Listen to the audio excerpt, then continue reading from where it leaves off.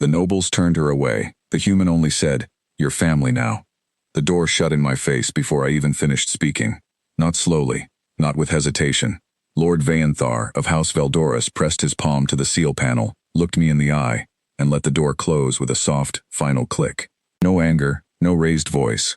Just the quiet, efficient disposal of something he no longer considered worth his time. I stood in the corridor of the upper district, on a space station that smelled like recycled air and old money, holding a carry bag with everything I owned, and a data chip with my father's name on it. A name that had once opened every door in this sector. A name that now, apparently, closed them. I had tried 5 houses in 2 days. 5 bloodlines that had toasted my father at celebrations, that had sent gifts when I was born, that had called him a brother in the old tongue. 5 doors. 5 versions of the same answer. Some gave me formal letters, some gave me silence. Lord Vayanthar gave me a look that said I was already invisible. I had 34 credits. The docking bay would charge me 80 to keep my shuttle for another cycle. I had not eaten since the previous morning, and the station's lower corridors were getting colder as the night cycle kicked in. There was one name left on my list. I almost did not go. He was not nobility. He was not even Velsharan. He was a human. A cargo coordinator named Owen Fletcher who had worked with my father for 4 years moving agricultural equipment between outer rim systems. A working man, a small operation. Someone my father had mentioned twice, maybe 3 times, always warmly, always in passing. I went because I had nowhere else to go. I want to be clear about that. There was no wisdom driving me down to sub-level 9. There was only a 34 credit balance and a stomach that had stopped complaining and moved into a quiet, worrying stillness. His office was wedged between a fuel cell distributor and a laundry service. The sign above the door read, Owen Fletcher Cargo in faded blue letters. One light above the door was flickering. I knocked. He opened it in about 4 seconds, like he had been standing nearby. He was a broad-shouldered man in his late 40s, with a short gray beard, and grease on his left forearm, and the kind of eyes that looked at you like they were actually trying to understand what they were seeing. Kaelveth, he said, and the way he said my name was without ceremony, without overpronunciation, without the careful performance of someone trying to seem culturally aware. He just said it like it was a name, like I was a person, like this was a normal sentence. Yes, I said. I apologize for arriving without notice. I understand if this is inconvenient. I have a proposal I would like to discuss regarding a possible short-term working arrangement that would be mutually— Come inside, he said. You look like you haven't eaten. I opened my mouth to redirect the conversation back to the proposal. Come inside, he said again, softer this time, and stepped back from the door. I went inside. The office was small and warm and slightly cluttered, with cargo manifests pinned to one wall and a coffee machine that looked older than the station itself. He pulled a chair out from a side table without making it a gesture, without performing hospitality, just moved the chair and went to a cabinet and came back with a wrapped protein ration and a cup of something hot and set them both in front of me. Eat first, he said. Talk second. I wanted to argue. I had been raised to not accept charity, to establish terms before accepting anything, to always be clear about what was owed and what was given. But my hands had already picked up the ration before my upbringing could stop them, and after the first 2 bites, I stopped caring about appearances. He sat across from me and did not speak while I ate.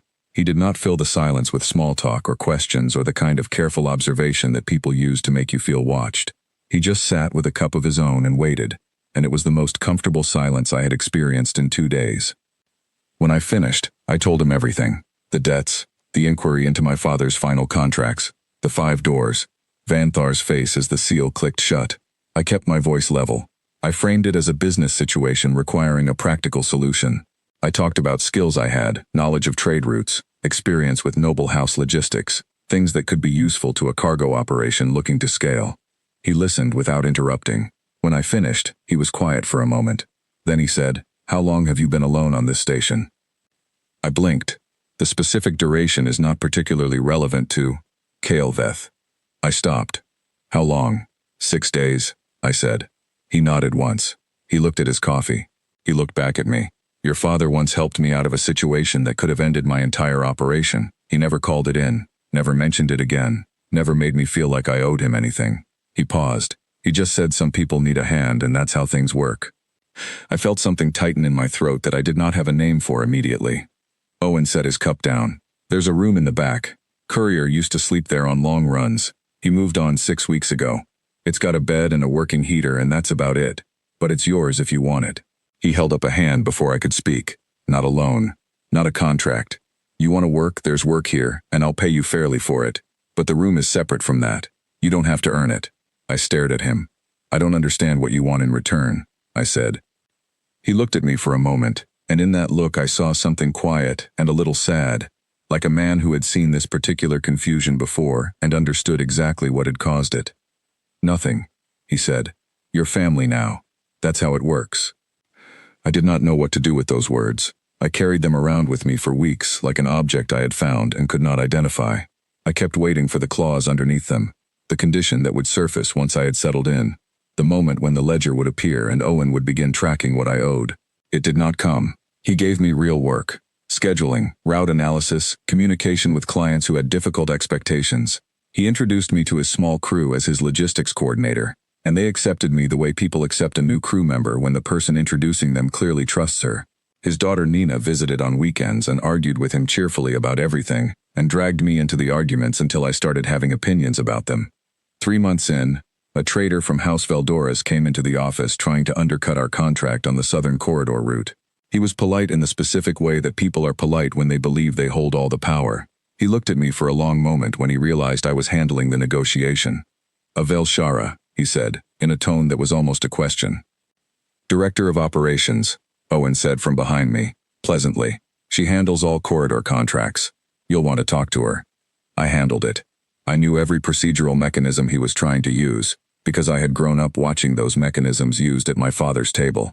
By the time the meeting ended, the contract was secured, and the trader was gone, and Owen was leaning against the doorframe with his arms crossed, and a look on his face that I had begun to recognize as his version of pride.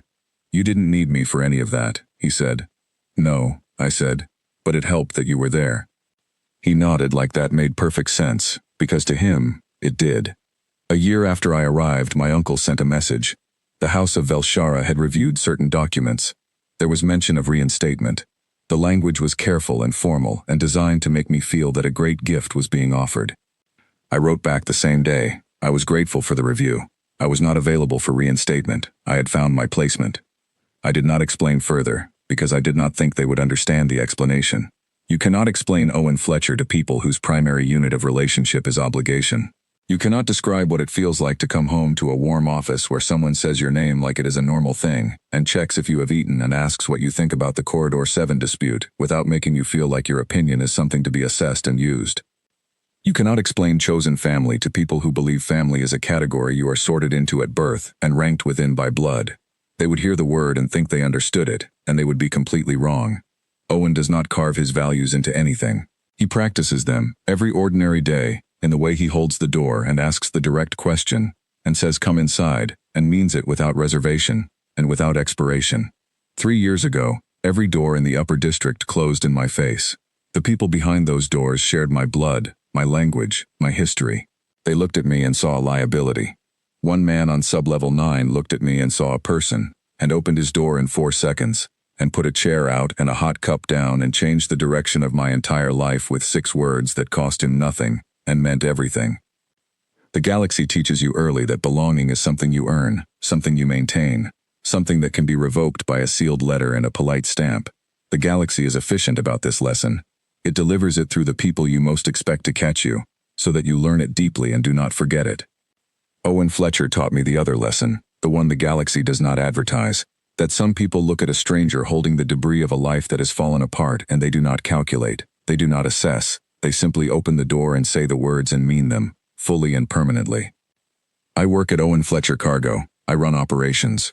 Nina still argues with her father every weekend and now argues with me too, which is its own kind of belonging. The coffee machine is still older than the station. I am exactly where I am supposed to be. And the door is never, ever closed.